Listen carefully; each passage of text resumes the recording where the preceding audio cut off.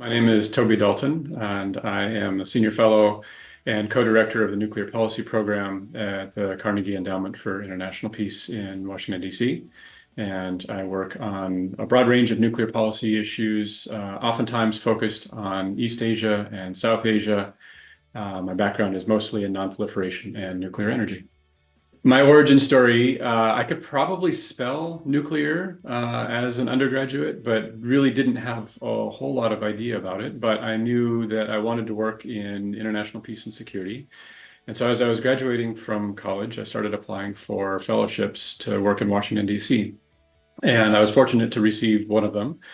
So I became a junior fellow at the Carnegie Endowment for International Peace, where I currently work. And I was assigned to work in the nuclear policy program.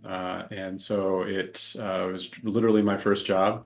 And it kind of stuck. It became something that I found intellectually interesting, and met lots of interesting people. And it's really, as a career field, it's afforded me lots of opportunities to sustain that intellectual interest and curiosity. My path from that initial fellowship has been very serendipitous. It's wound through a couple different graduate school programs. I ultimately got a PhD in public policy, but also spent 10 years working for the US government. Had a fellowship in South Korea to work at a think tank there, worked on Capitol Hill, ended up working at the US Embassy in Islamabad, Pakistan. And then about 13 years ago, decided that I had learned a lot in government and was looking for something different at that time. And so took an opportunity to go back to the Carnegie Endowment and have been working there since. On a range of policy issues. And so, yeah, it's like I said, kind of serendipitous. It's been more kind of opportunity driven than any specific strategic plan for how I wanted to design my career. But it's worked well for me.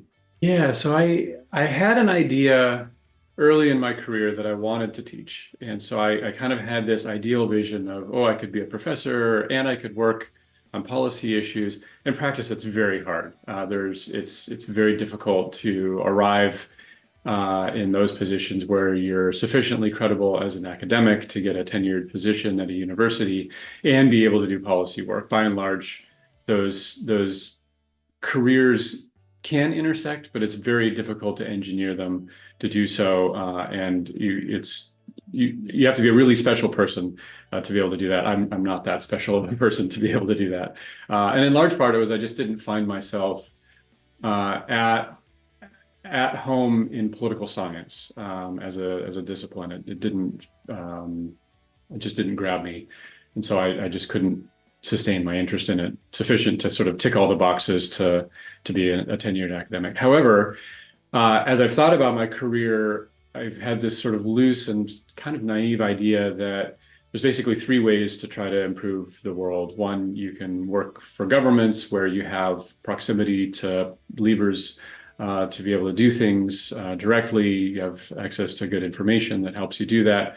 And so that's one way. A second way is to work in the research space and try to come up with good ideas and then encourage people who have access to power to adopt your ideas. And then the third way is to motivate and inspire younger people to be interested in these issues.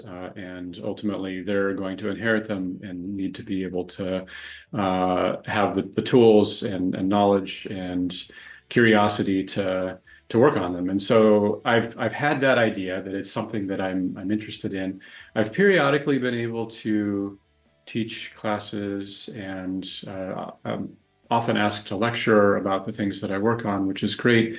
It's something that I think later in my career I'd like to return to as something with a little bit more focus, but very much from a practitioner's perspective. I think it's oftentimes these issues seem very abstract when you read about them in international relations courses. And so I think to be able to bring that practitioner's perspective, having worked on them in government and think tanks and so forth, is something where I could lend some experience and some kind of concrete understanding of how you actually take these very abstract problems and work on them in practical ways and seek change, and try to make the world a better place. Yeah, as I said, these are really abstract issues. And by and large, on a daily basis, the public probably goes about their day not really thinking about and caring about these issues, which is totally understandable and fine. I think most people's lived experiences, they have many more important things to care about than whether nuclear weapons can end the world or not. And most people shouldn't live with that fear. However, these are really consequential issues, and in particular, the need for informed citizens to be able to push their governments to do more and do better, to make sure that these threats aren't something that they have to worry about in their daily lives, I think is important. And it's, I think, left to their own devices, government ministries and bureaucracies, by and large, do what they can do best, which is kind of maintain the status quo. And so change, if you want to affect change, has to come largely from initiatives and ideas and pressure from the outside. And there's lots of different ways to do that. And for me, research is the way that I think I can best contribute. Advocacy is another great way to put pressure on governments to change. But ultimately, all that comes down to having people outside of governments, outside of bureaucracies and institutions that understand these issues, care about these issues. And ultimately, that comes back to having an informed public. So I think it's, again, as a day-to-day matter, I think most people probably don't have to worry about these things. But for a future of the world, future of civilization, cosmic things to worry about, these are important issues, right up with climate change and how we deal with energy security and so forth. So I think it's something that we in this field have a responsibility to ensure that we're bringing the public along with us as we do our work. It's hard to choose just one because there's lots that are concerning. But I feel like one of the trends that I am concerned about and trying to grapple with in some of the work that I do is that there seem to be short memories that afflict people when it comes to thinking about the dangers that come with nuclear weapons. And the kind of growing salience of nuclear weapons in international security in several regions in the world, the kind of reflexive belief that nuclear weapons equate to power without also understanding the dangers that come with that. The sense that nuclear weapons are a panacea for security problems, that they're desirable for domestic political reasons.